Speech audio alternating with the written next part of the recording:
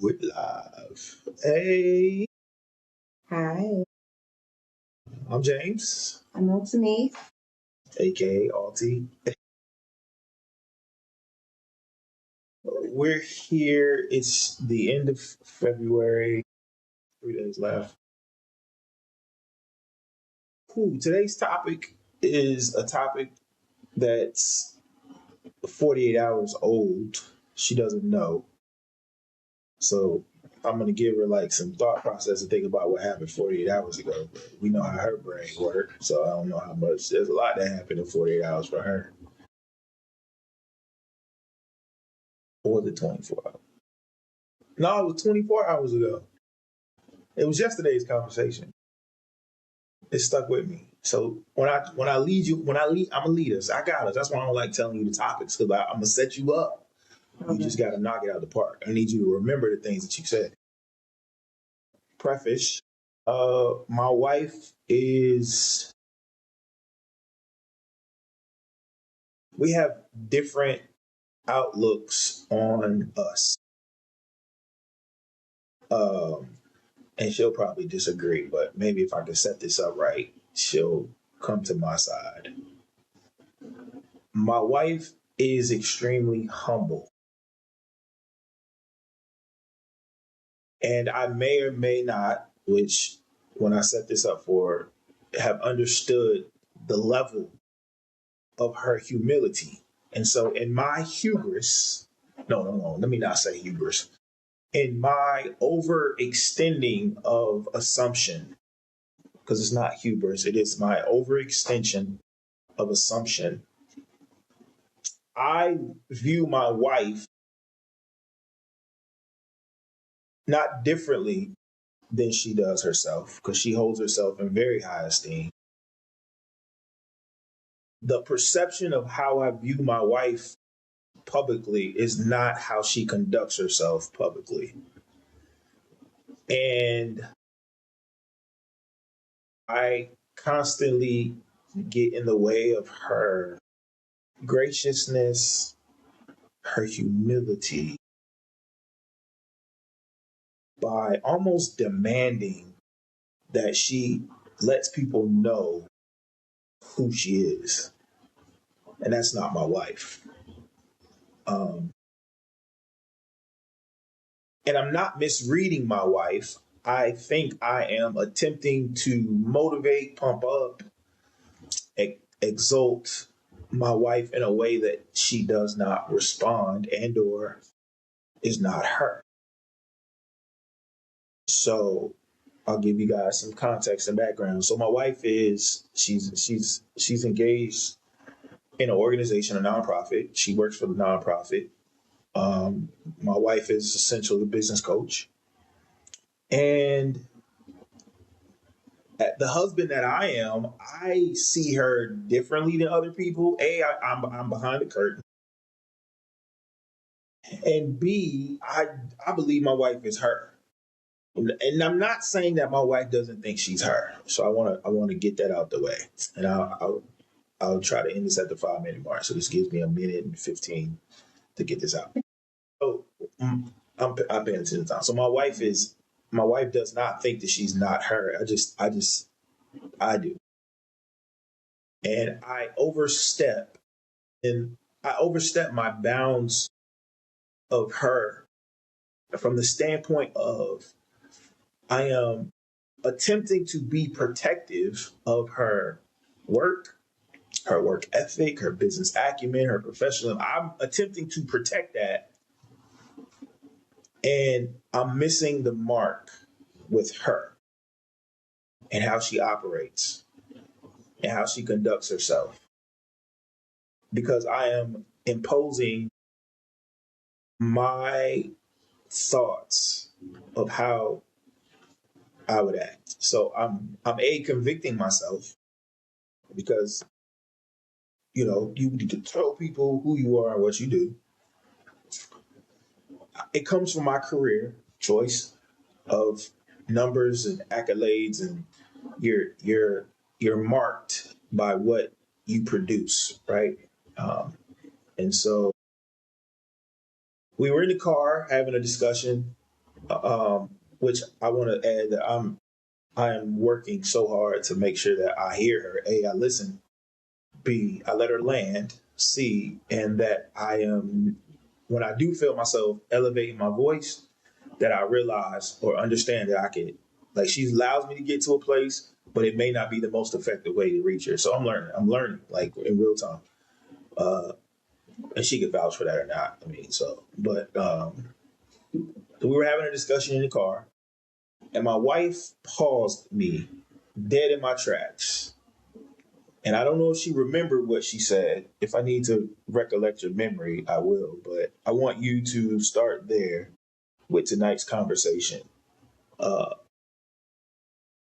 when your husband provides a little, when he's a little too aggressive with the security, that's what tonight's topic would be.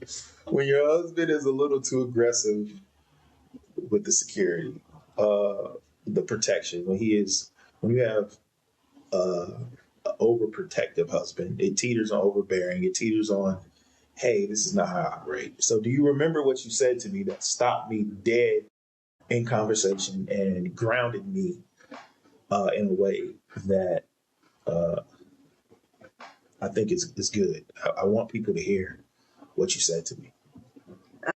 Yes. Okay. I probably won't say it identical.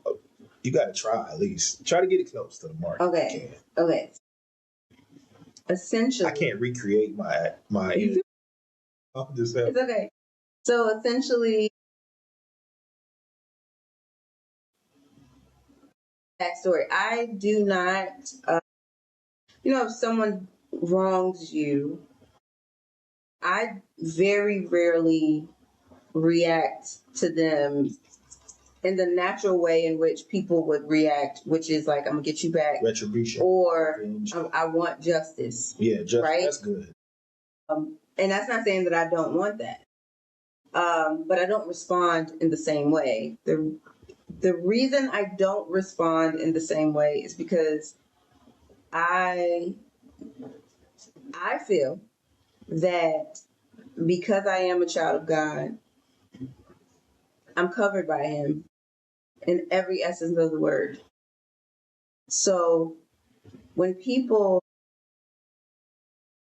have ill treatment toward me, when they don't honor their word, they, whether it's intentionally or not, but when they do things to me, I don't react because you're not really doing it to me. Like the response isn't supposed to come from me, it's supposed to come from Christ. Because my covering is so deep that you're not messing with me, like you're messing with Him. So wait, you pointed at me, don't not him. Say it how you say not it. him. No, you're messing with God. Okay, say that. Like you're messing with God. Me, so you're not messing with me. So instead of taking matters into my own very human hands, I step out the way. Does it hurt? Yes. Will I feel it? Yes. Will I probably have to process? Yes. But I'm very clear that that's not my place. And there have been times, and I think I told you this before, babe. There have been times where I've prayed for those people, asking God to give them mercy. In whatever the response, whatever His choice of however it pans out for them. Because there's no way you can mess with God's children and not have to answer to the Father. So yeah, I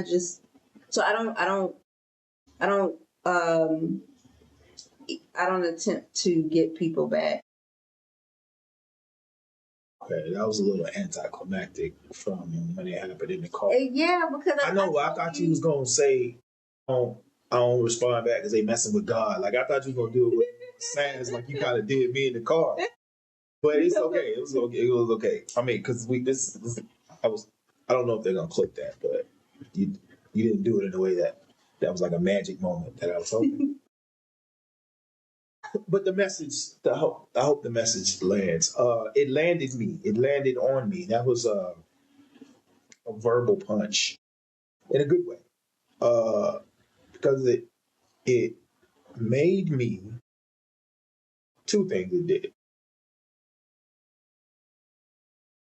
It it caused me to realize how I treat her. Again, I'm having these moments in this first quarter of 2026 about how I treat my wife, right? Like how I respond to her, how I treat her.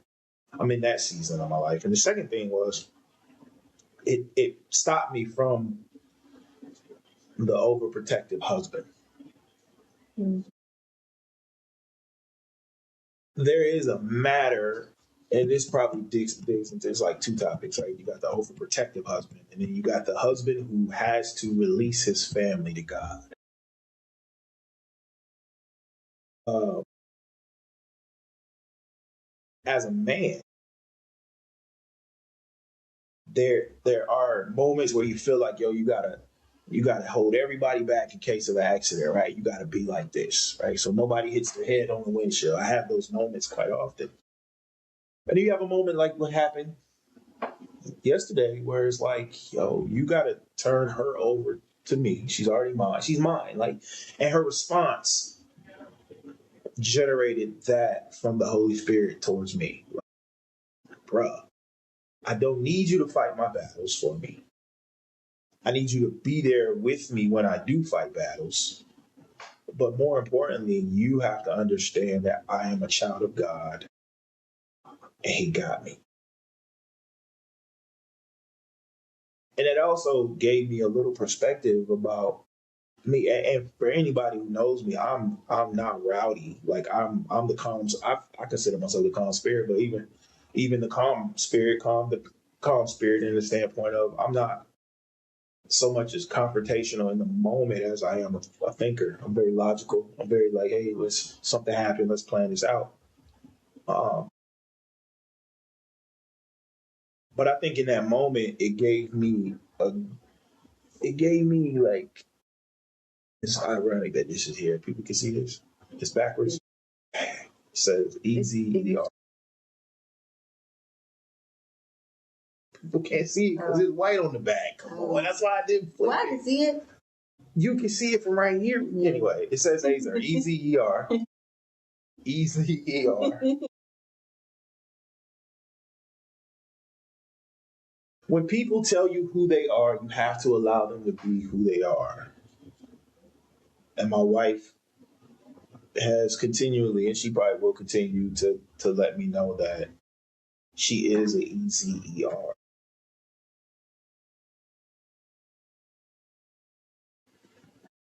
That's really all I had. I thought it's 13 minutes, so That's okay. Is it okay? It's okay. That was anti. And people don't. I don't know if a lot of people know what that means. What Azar means. But that was not for this show. But okay. You want to tell people? Well, I mean, if we're gonna bring it up. Okay. So. What is that? What does that mean? So Azar is the shortened version of Azar Connecto. Okay. Which is what God referenced Eve in her creation. What does it mean? It means warrior, and it means help. To save. So that's where the help me comes in, right? To help me. Like that's where that comes. So when it was translated, yeah, Hebrew, from how it was explained to me from a pastor. Okay. In translation, it kind of got a little distorted because of no punctuation. Like the Hebrew text didn't have, so it became a secondary form of help rather than the actionable form of help. Because if you read in context, it said it was not good for man to be alone. And in that moment, that's when you see Azar Kenegdo, the creation of Eve. Mm-hmm. So she was an active, present. She was the catalyst. Yeah. Like she took the story from going left to right. You see what I'm saying? So wait, was it going left or was it right? I'm just saying. You saying like right? Like when she was created, she was the right. What I'm saying is. What was you saying? She was the catalyst. She was an active agent of change. For what? Because I don't know, whatever God saw that said it was not good for man to be alone. Whatever that's what you mean. Yeah, for whatever reason. Okay. He said it's not good for man to be alone. Okay. And then he created Eve. All right. So she's an active help.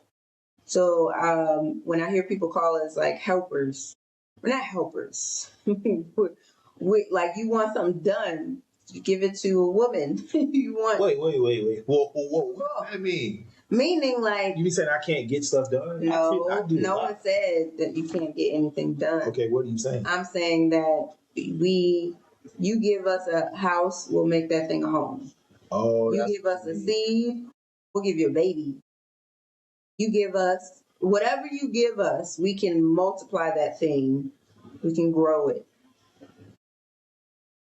So, yeah. The Lord placed a man in the Garden of Eden to tend and watch over it. So already the man's role is to tend and watch over. Watch over, right? Tend and watch over is the word. Those are the verbs that God said man was supposed to do. See, I ain't never had to find. Steve. Hi, Steve. Steve, Steve, can I call you right back? Me and the wife doing a video. Yeah, I'll call you back. We'll call back, Steve. Okay. So I don't know how to edit that out. So we just go leave it. Okay. So it says to tend, right? Yeah. And watch. Yeah. Then he said, "You may freely eat from the fruit of every tree except the tree of the knowledge of good and evil. And if you eat of this tree, you are sure to die." Okay, we got that one. Then the Lord said, "It is not good for man to be alone. I will make him a helper who is just right for him." Just right. Just right for him. For him. Yes. So the Lord God formed from the ground, and then he gives names to all of our man chose a name. So the Lord caused the man to fall asleep. So the Lord said this. Okay? Mm-hmm. He didn't immediately do it though. He waited. He said it until Adam fell asleep. Then he created animals, and then he said, "Man, you're going to be over." He formed the wild animals, right? And he told man, he gave him a job. You got to name all these, right? Mm-hmm. But still, there was no helper, just right for him. I'm going somewhere with this, right? Mm-hmm. Then he made a woman at last. This explains why a man leaves his father. Now the man and his wife were both naked, but they felt no shame. All right. So I read that because I found that to be interesting earlier as I was looking at the Bible and reading this. The key words in that was helper for him, suitable. Mm-hmm. Suitable helper. The right kind of help. Mm-hmm. Suitable helper. So tonight's episode is also about the overprotective husband who had to recognize the right kind of help for her. So I rounded that right there. I'm doing good with this segue stuff. And it leads to my question to you. This is the second question. So the first question was a statement. Actually, do you remember what you said? I thought that was key. This is what I want to know. I've never asked you this. I've never asked you this, and I'm gonna ask you this on this video. At what point did you feel like you were the right kind of help for me, or are you still trying to figure that out? And the reason why I can ask that question now, because she ain't going nowhere. We're married. So regardless of whatever decision or whatever she says, we're married. We're stuck. This is lifetime right here. So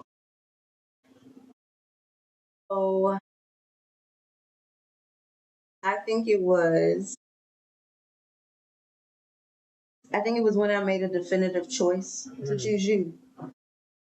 And did you feel like you could be the right kind of help? Did you know what kind of help I needed? Like, I want to be able to help a young lady right now who's thinking about marrying a man. Like, that is, and a guy who's like, what's the question that I asked? Do you feel like the person that you're with is the right kind of help for you? Because in the Bible is what I believe. God said that a man should have the right kind of help. I wasn't thinking about that. Mm-hmm. I was focused on my relationship with God. So I wasn't thinking like, oh, I'm gonna be that. Nope. Okay. But I made a definitive choice. Right. To choose you. I remember when I made that definitive choice because I prayed over you. I prayed over our family. 2 weeks later, I found out that I was a match. So, okay. So I'm going to ask this question to push the conversation. Do you think it's important for a woman to recognize if she's the right kind of help? And the reason why I'm asking this question is not to start up a controversy, but I want in these videos that we do, I don't want a one size fits all answer for everything, but I do want to be able to give those couples who struggle like we struggle or gonna struggle to be able to find places to where they can get back to the essence of why they were together and then move forward. You know what I mean? Yeah. Like for me. But can I? Yeah, go ahead. Because I ain't asked. Did I ask a question? You did. Okay, go ahead. Yeah. So I don't think it's up to me or the woman. Okay. To identify if I am the right help. You think it's on me? Yes. Oh. Because my focus. Think of Ruth and Boaz. But how can I if I was asleep? If Adam was asleep, Adam didn't have no choice in the matter. He had to trust that God had found a suitable person for him, and that person ended up causing him to die. Yeah, but when he woke up, he was like, whoa. Right, but the cause and effect of him not having that, and this is what I'm saying, this is a good dialogue. Eve took the apple from, like, they ended up dying. Yeah. So okay. Times, and this is just my thought. Yeah. I'm curious to. Sometimes the right isn't our human version of right. Okay, that's why I wanted you to go. If I say a question, I'm not being definitive, but I would want to hear your pushback because they did have some adversity in their marriage. They had adversity early on in their marriage. Yeah. She ended up following him into shame. Yeah. After he followed her into sin. And then they end up having a child die. They had some Adam and Eve had they had some adversity. But I don't think it the right person. It means perfect. Yeah, I don't think that's what that is. We're human. I don't think that's what that is. So you don't look at it like a Lego block that snaps perfectly, or like the right Lego block. I've been playing block games lately, and so sometimes for me to get the task completed, I have to put a block in an awkward place, right? Yeah. Well, yes and no. I still think I see it as like puzzle pieces, right? But that doesn't mean that the puzzle piece is perfect. The puzzle piece might have some pretty interesting ridges and curves, but they fit together. But it has to fit, is what I'm saying. Yeah, they fit together, but that they fit together because of the imperfections of both. Okay, I see. You see what I'm saying? So it's not like they're perfect. They're perfect for each other, despite the imperfections. So actually, because of the imperfections, probably why they click. Let me put this statement back on you because you said it's the man to know if it's right. Yeah. And I'm going to go back to the scripture. Adam didn't know. He had to trust that the woman that when he woke up, he had to trust that the woman that God created was right according to scripture. Did he? He did. Or did he just trust? Like, did he have to think like, is this the right woman for me? But I'm not saying think that. I'm not saying that is an active thought. Even with me, it's not an active thought.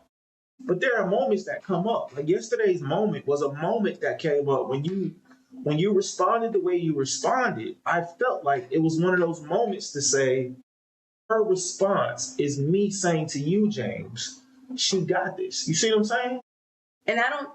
Here's a minor correction. Okay. I don't have this. No. When I say You know have what I'm this, saying? meaning he said I got this. Yeah, Not you. yeah, I'm saying God. I'm saying yeah.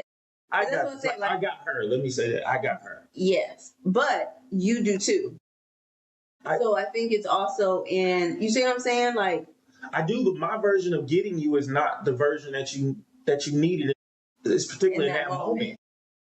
That's what I mean by overprotective husband. Right, but in that same vein, your feedback is valuable. Okay. So it's not to dismiss or invalidate or silence what you had to say, because I still need to hear those things.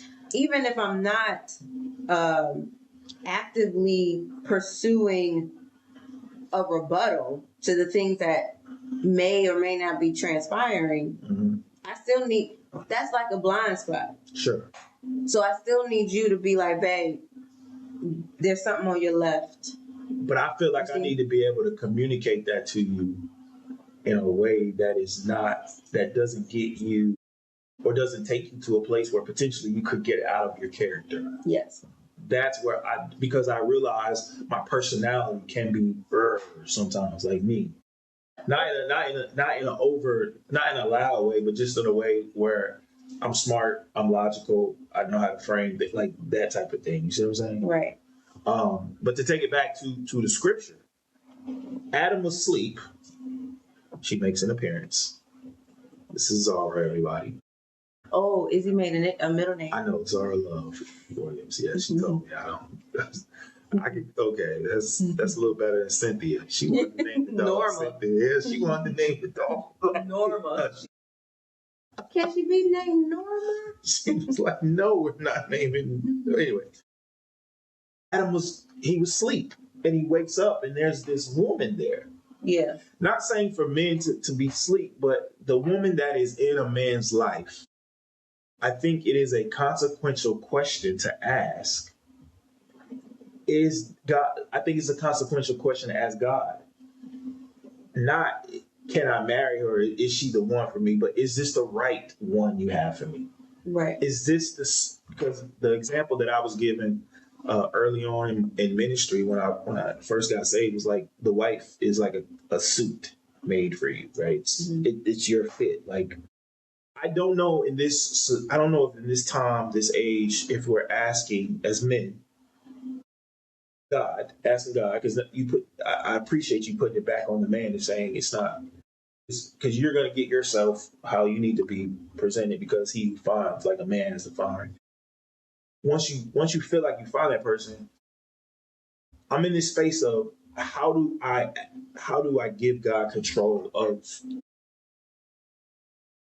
those moments and instances. Not saying me looking for a wife, but like I am trying. Tonight's Bible study with my guys was, it kind of spurred this. Is the reason why I wanted to do it tonight. Was we're in Luke chapter 16 and 19 to 31 is the story of the Lazarus the beggar and the rich man. And in that parable, it's the only parable out of the 13 parables where there's a name mentioned. The other ones are it's a subject or it's a title, a job position as opposed to a name. But Abraham is having a conversation with the rich man who's in Hades, and when you think about it, one of the guys on the Bible study said that Abraham took on the identity of Yahweh. And it spurred me to come to you to say, hey, let's do this video. But it also brought up the conversation we had. Like I said, I've been kind of thinking about this all day. And I want to take on the identity of Christ. I want to know what that feels like. I want to know what that tastes like. I want to know what that is, because Abraham was willing to sacrifice his only son. the relationship that he had with God, he took on the identity because God is the same one who sacrificed his son. And I wonder I wonder, and I have the opportunity now that I'm still alive, right? I'm not in Sheol. Um, or I'm not at the seat of judgment. While I was called today, like I just wonder what it's like to have his identity. And the reason why I said that, because in that moment, when you said those words to me and you said, James, the reason why I don't respond to the negativity, the hate, the perceived backstabbing is because they're not doing it to me, they're doing it to God. And in that moment, that's where I am in this season. That statement, they're not doing it to me, they're doing it to God, was indicative of the statement of someone who is very much after the identity of Christ, right? And then you go to Adam, and he says he guards the right thing. So you got an overprotective human husband, and you got a woman of God who's telling the overprotective human husband, relax, God gave you the right one. And that, coupled with tonight's Bible study, was the reason why I wanted to get the video out. Uh, all that tied into each other. Then I'm not closing, but I would want to leave the husband who's listening, the wife who's listening. Please share this moment with your husband. Um, does he really know, or can he explain? Because I believe that when we get to heaven, God's gonna be like, "Did you tend? Did you watch? Right? Did you tend to your family? And did you watch over what I gave you?" Because if you do those things in the appropriate manner, I do believe there's favor, because I don't think he's a respecter of persons, as the Bible says. But I do believe that the grace and mercy that he extends to those who view him as the Lord and Savior of our souls. Yeah, I think that's a consequential question that every man has to answer. And I think every man, before you get married to someone, when you're in the fiance stage, the process of getting to matrimony, I think those are some key things. I think asking God, is she right for me? And there's some signs. I think there's signs. I think there's tangible things that you can look at. One of the most important things is how she responds. I think my wife, her response to things has been she I love the way you respond to things. I think that's so underrated.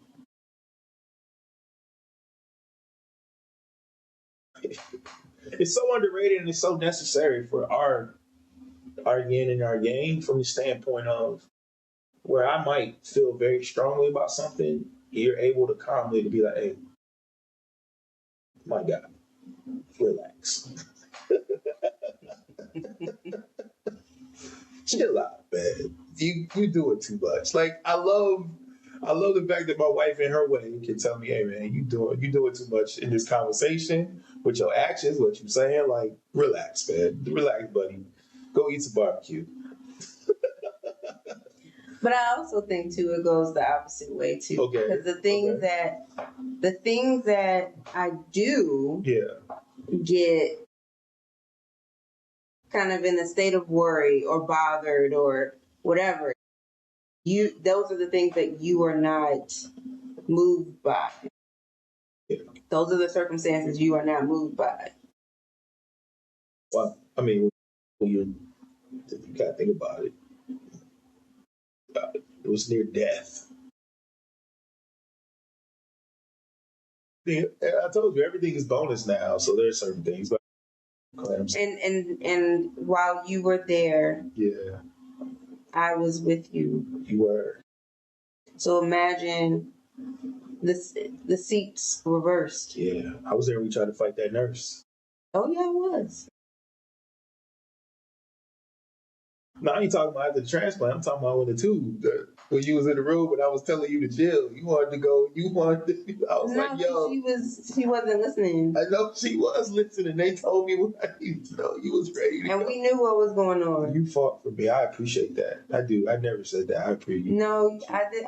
But those were moments where I felt like I probably overstepped, or where it's like, okay, I heard something from Ayanna Van Lant one time, and it stuck with me because her partner passed away. Okay. He had a disease. He chose not to do what the doctors told him to. Yeah. And he passed away. Right. And she said that in that process, she knew that he was making a choice. And she honored him. And in honoring him is honoring his choice. Yeah.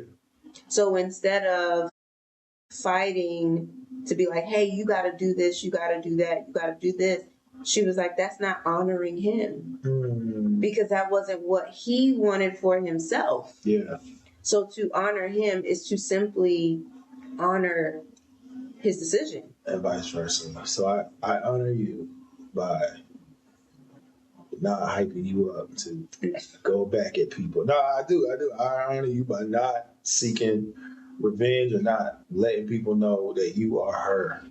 But here's the crazy part. Baby, it's her. I think it's her. Y'all don't know. But here's the crazy part. Y'all see all this stuff behind me on this whiteboard? No, but here's the crazy part. Yes.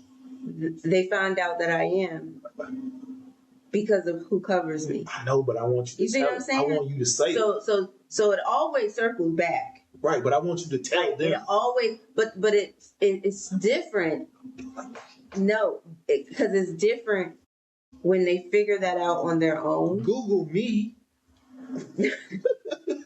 It's different when they figure that out on their own. No, Google versus me telling them. You should Google her. She pop up. Like, it's different because they realize, like, man, like it's different when God sits you down than if a person tries to sit you down. It is, but it just feels so much better. That's the flesh. But that's the flesh, and that's temporary. And that's very temporary. That is carnal. I got you. And person is a child of God too. So what you doing? Like that, I often think about our very human parental experiences with our kids. If one does something wrong to the other, and the other one does something back to the other one, they both in trouble. Two wrongs don't make a right. They both in trouble. I got you. So if one does something wrong and the other one is like, I can't. I got to tell mommy and daddy. The person who did the wrong gets in trouble. I got you. That's how I see it. All right. Hey, call me a snitch. I snitch on people to God all the time. Oh, to God. Okay. To God. All the time. Snitches. When people do stuff, I'll be like, you see that? God, did you see that? And he saw it. So I just let him deal with it. So we're gonna close. What's the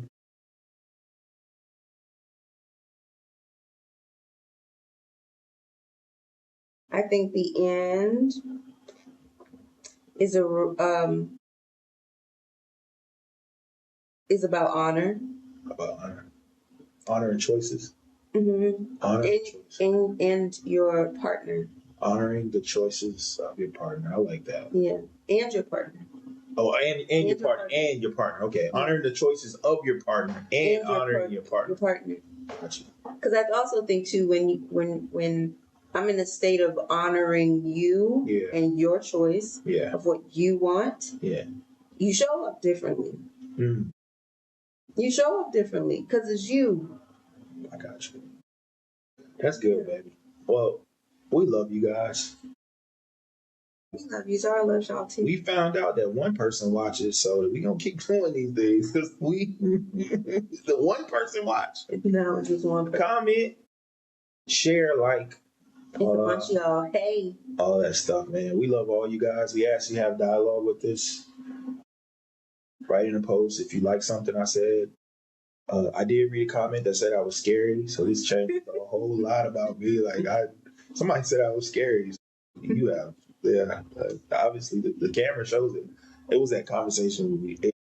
I showed how lively I get in arguments, or discussions, but that's changing because I don't want to yell at this beautiful creature. Y'all be like, how you yell? Like she's sweet. See how sweet she is.